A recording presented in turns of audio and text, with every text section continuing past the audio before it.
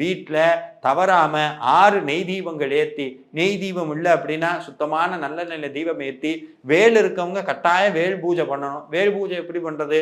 வேலுக்கு முடிந்த அளவுக்கு அபிஷேகம் பண்ணி வேல் மாறல் மகாமந்திரம் பாராயணம் பண்ணணும். வேல் மாறல் மகாமந்திரம் காலையில் மாலை 2 வேளையும் பாராயணம் பண்ணணும். முடியாதவங்க ஒரு வேளை பண்ணுங்க, ஆனால் கட்டாயம் மாலையிலையும் வழிபாடு பண்ணணும். காலையில் வேல்மாறல், திருப்புகழ், சண்முக கவசம், கந்தர் அலங்காரம், கந்தர் அனுபூதின்னு என்னென்ன முருகனுடைய பதிகங்கள் எல்லாம் தெரியுமோ அதையெல்லாம் லிஸ்ட் போட்டு தைப்பூசத்தன்னைக்கு உட்கார்ந்து முருகன் இடத்துல மனமுருகி பாடுறது தான் இன்னைக்கு இந்த தைப்பூசத்தை நம்ம செய்ய வேண்டிய முக்கியமான வேலை.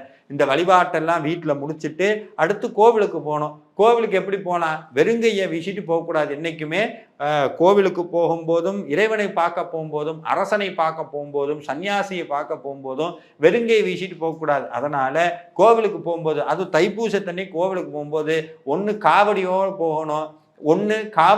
போகணும், இல்லைன்னா பால் குடத்தோடு போகணும். இது ரெண்டுமே இல்லைன்னா முடிஞ்ச அளவுக்கு கையில் பூ எடுத்துட்டாலும் முருகனை பார்க்க போகணும். ஆனால் தவறாமல் முடிஞ்ச அளவுக்கு 99% முயற்சி பண்ணி ஒன்று காவடி எடுத்துருவோம், இல்லை அப்படின்னா பால் குடம் எடுத்துருவோம். காவடி எடுக்கிறது எப்படின்னா உங்கள் பக்கத்தில் இருக்கக்கூடிய காவடி எடுக்கக்கூடிய அடியார்களோடு சேர்ந்து காவடி எடுங்க. அது முடியாதவங்க வீட்லேயே சுத்தமான ஒரு குடம் எடுத்து பசும்பால் வாங்கி அதில் நிரப்பி மேலே ஒரு மஞ்சள் துணி போட்டு கட்டி முருகான்னு தலையில் வச்சுட்டு பக்கத்தில் இருக்க கோவிலுக்கு நடந்து முருகனுக்கு போய் அபிஷேகம் பண்ணுங்க.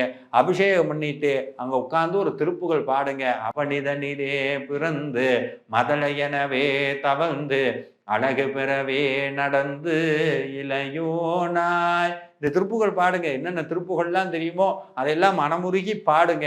பாடணும்னு சொன்னால் நிச்சயமாக முருகனுடைய திருவருள் மிக விரைவிலே நம்மளுடைய மனதில் வந்து பதியும். இப்போது புதிய அறிமுகம் ஆச்சி ஹோட்டல் சாம்பார் 50 கிராம் ரூபாய் 20 மட்டுமே.